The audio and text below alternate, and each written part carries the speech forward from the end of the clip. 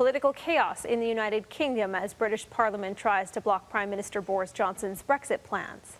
That if that surrender bill is passed, he will allow the people of this country to have their view on what he is proposing to hand over in their name with an election on October the 15th, Mr. Speaker. The opposition hoping to pass a bill that would stop a no-deal departure from the European Union. But Johnson says he plans to call an early general election if that bill is approved. This comes after several Conservative MPs crossed the floor. This is where we bring in Danielle Smith from Global News Radio to continue this conversation. We have been watching this unfold all morning long, and it is a messy situation, Danielle. Well, it's interesting to see how different their system works than ours, even though ours is based on theirs. Here, when the prime minister is in power, he can do pretty well whatever he wants, and there's no check on it. There's really no way to hold him accountable or to steer it in a different direction.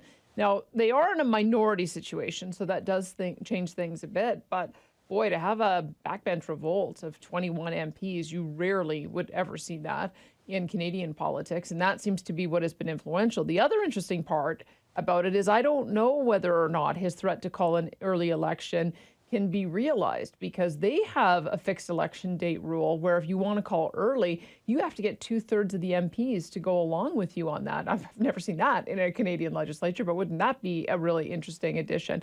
And so at issue is whether or not to extend this the negotiating deadline till the end of January. I'm still not a little, I'm going to talk to a scholar about this today, because I don't know that a couple of months is going to make really any difference. The European Union seems to be wanting to make an example out of Britain so that no one else considers leaving. They want to make it as difficult as possible.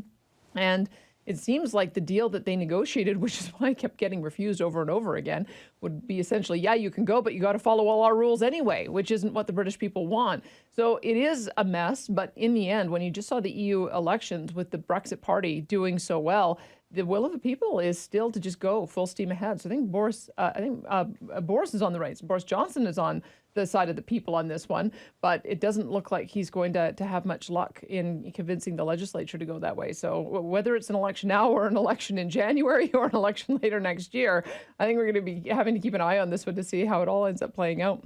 Okay, what do you see as the resolution to this, and when do you think it's coming? I think it needs a new election, because he clearly doesn't have the support of his MPs to do what he wants to do, which is even if you can't get a deal, to Brexit anyway, and then sort it out. I mean, I think that there's some peril in that, no doubt about it.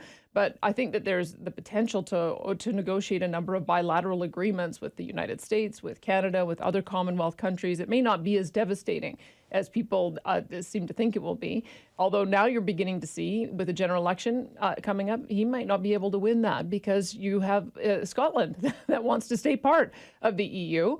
And they are looking at potentially electing more members of more MPs, which would reduce the Conservative majority even further. And so he looks like he's in peril one way or the other. Either he's getting torn apart by his own party, or puts himself up to a general election, which may end up reducing the number of seats that he's got. So I can't predict how this one is going to go. I do have a sense, though, that he is where the people are at. And when you've got a populist leader that is speaking up for the people, that tends to be the one that emerges victorious in the end when it comes down to a general vote. Okay, thanks, Danielle. Thanks.